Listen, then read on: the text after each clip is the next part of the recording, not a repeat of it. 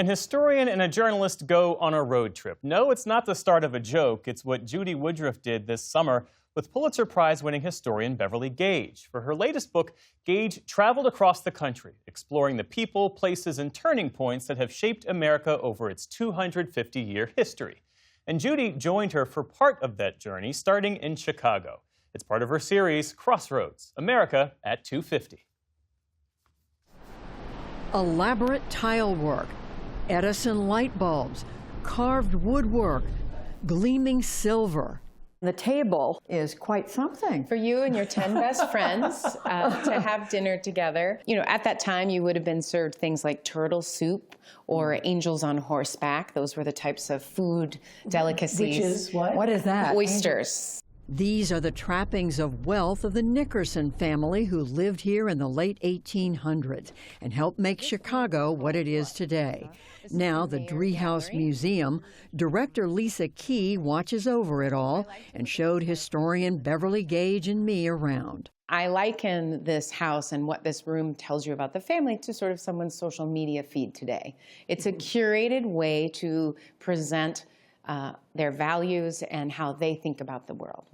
Gage first toured the Driehaus Museum and almost 300 other sites around the country when she was researching her book, This Land is Your Land, an historical travelogue covering 250 years of America's past.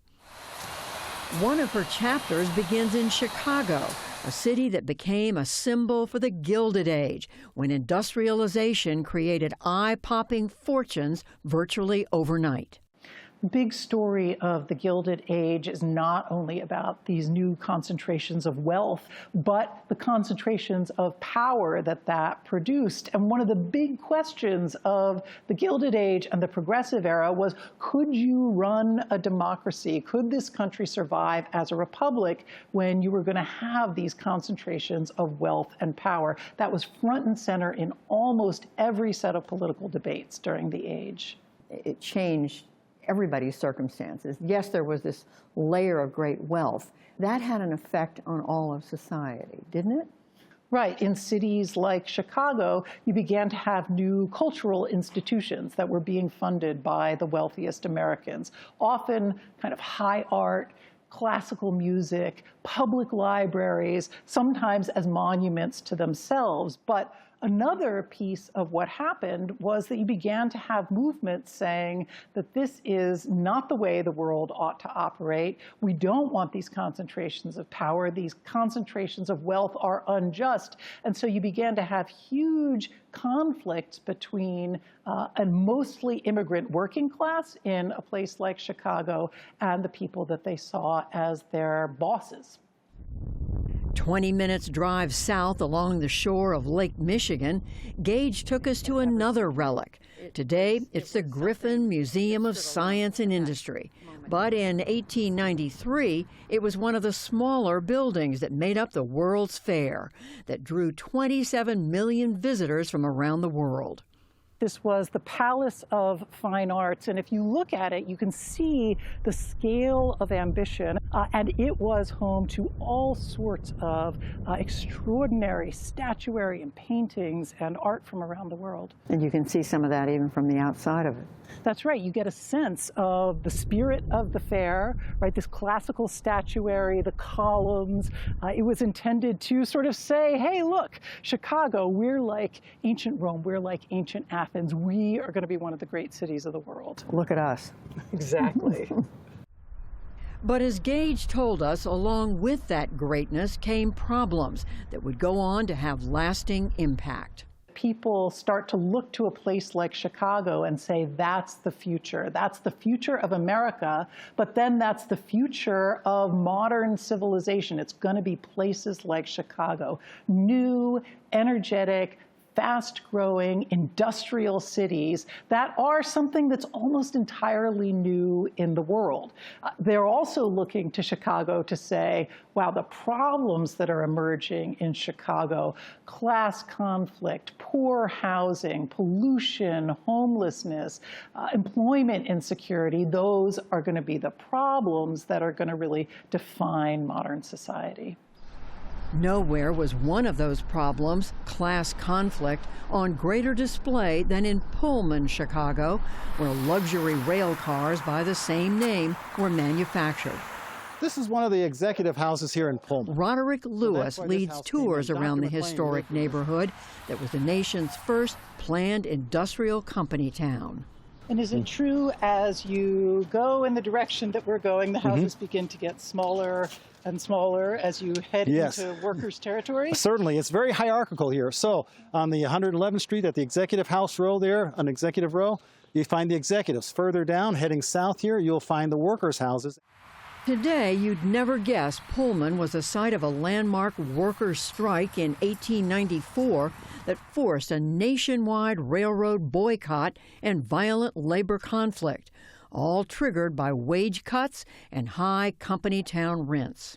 So the strike went from May 11th pretty much to the middle of July, unsuccessfully because President Grover Cleveland involved the National Guard, nationalized the local guard here, and broke the strike. It was an important moment in labor relations in the United States. It's a huge moment because it proved that the federal government could step in and actually, through its power and authority, end up breaking strikes and things and using that power against the individual worker.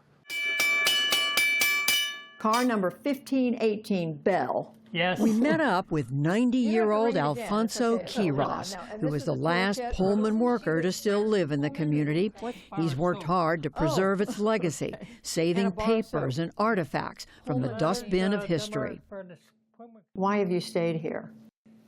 Because it was part of Pullman, part of me. I just love Pullman. I was born in Pullman. I think my last days of my life would probably be in Pullman. So Beverly, here we are driving through north central Indiana. We've left Chicago. We're on our way to Terre Haute. When we were in Pullman, one of the biggest characters in that conflict was a man named Eugene Debs, who is from Terre Haute, and we're heading south to see his home there. Debs was this sort of ordinary American kid from Indiana. He came up with the idea to build one big railroad union for all the rail workers in the country. He called it the American Railway Union. It is one of the things that helped to make the Pullman strike not just this little local conflict, but a big national conflict. Debs ended up in jail as a result of the Pullman strike, but he was sort of radicalized by that experience, and he went on to become one of the great figures of early 20th century American socialism. The country's hotbed of radicalism in the early 20th century was centered in this two-story frame house, the home of Eugene Debs, the union organizer who later ran for President of the United States 5 times as a socialist. Hello. Hello, welcome. Allison Dirk showed us around his museum. So much of what Debs spoke about and wrote about and organized for in his time are struggles that are not said and done today, even just from a life and death safety perspective, or these issues of wars that we might not have a say in declaring, or immigration, or speech, or who our economy is designed to serve and who's benefiting from our labor at the end of the day. I think these are still fundamental questions about our role in this world today, too. So the ideas that Debs fought for, you're saying, are still out there and unresolved today. Absolutely. There is a real appetite in Debs's time and today for big transformative change, radical changes even, to really get to the core of some of the problems that we're looking at.